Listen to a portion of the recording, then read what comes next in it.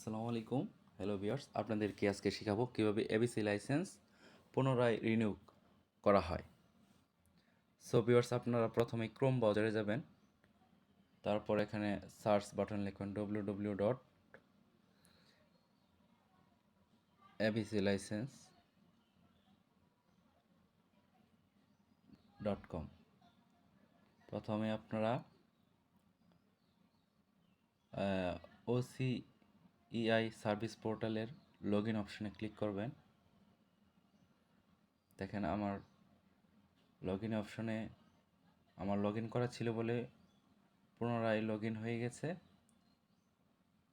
So আপনারা প্রথমেই মাই পারমিটে যাবেন।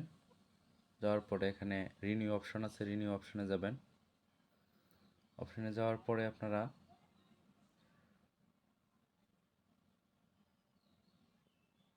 আবেদনকারীর ছবি দিবেন। এখানে পুনরায় যদি পারমিট নাম্বার থাকে পুনরায় পারমিট নাম্বার দিবেন।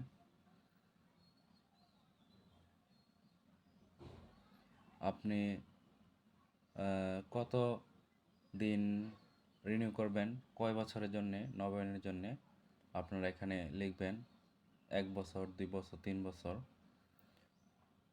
তারপর আপনারা নিচের দিকে স্ক্রল করবেন।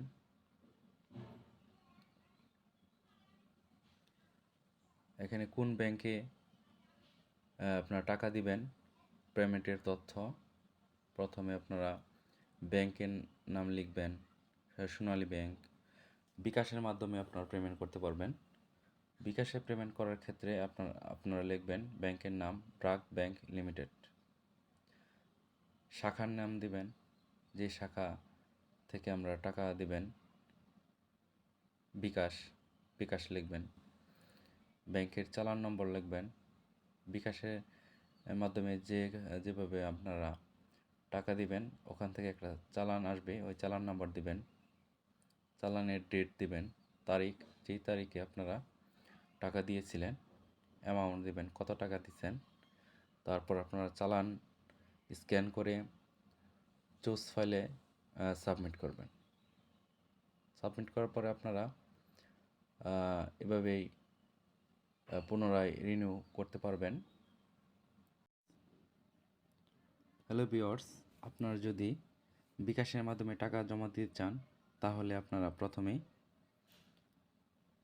এখানে আপনারা দেখবেন প্রথমেই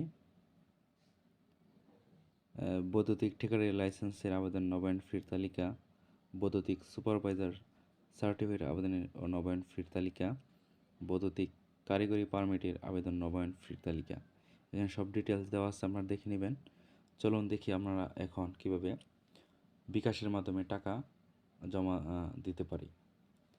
প্রথমে আপনারা ক্রোম ব্রাউজারে যাবেন। প্রথমে আমরা নিউ ট্যাব নেবেন আপনারা একটি। প্রথমে আপনারা এখানে সার্চ করবেন www.echalan.com। ইচালান পেমেন্ট এখানে আছে। ইচালানের অটোমেটেড চালান সিস্টেমে চাপ দেবেন আপনারা। এখানে আপনারা যে সরকারি প্রতিষ্ঠানে বরাবর উদ্দেশ্যে লিখবেন। এখানে আপনারা লিখবেন বৈদ্যুতিক পারমিটের প্রতিষ্ঠানের কোড নম্বর লিখবেন। আপনার কোড নম্বর পাবেন এটা। প্রথমে আপনারা প্রতিষ্ঠানের নতুন কোড লিখবেন 1560-20-11-32-48-4। প্রথমে আপনারা এই প্রতিষ্ঠানের কোড এটি ব্যবহার করবেন। তারপর আপনার অর্থনৈতিক কোড টাইপ করবেন। হ্যাঁ ভিউয়ার্স, তারপরে আপনারা অন্যান্য লাইসেন্স ফির এখানে লিখবেন 14/22-199 এই নাম্বার দিবেন। তারপর আপনারা টাকার সংখ্যা বসাবেন। যে ব্যক্তি প্রতিষ্ঠানের জমা দিচ্ছেন, যেহেতু আমরা ব্যক্তির মাধ্যমে ব্যক্তি লিখবেন। জাতীয় পরিচয়পত্র লিখবেন। জাতীয় পরিচয়পত্রের নাম্বারের জন্ম তারিখ লিখবেন, দিন মাস বছর। যোগাযোগের জন্য মোবাইল নাম্বার লিখবেন, একটি মেল দিয়ে দিবেন। তারপর আপনারা অর্থ পরিশোধের জন্য মোবাইল ব্যাংকিংয়ের যেহেতু আমরা মোবাইলে দিব, এই জন্যে মোবাইল ব্যাংকিংয়ের মোবাইল ব্যাংকিং বিকাশ সিলেক্ট করবেন। তারপর আপনার সেভ অপশনে ক্লিক করবেন। মোবাইল নাম্বার যেহেতু আমি দিই নাই, তারপর আপনারা এইভাবে সামনের দিকে অগ্রসর হবেন। সো ভিউয়ার্স, আপনাদেরকে অসংখ্য ধন্যবাদ। ভিডিওটি ভালো লেগে থাকলে আপনারা অবশ্যই লাইক, কমেন্ট অ্যান্ড শেয়ার দেবেন ইনশাল্লাহ। ওকে, আসসালামু আলাইকুম। আজকে এই পর্যন্তই। ধন্যবাদ।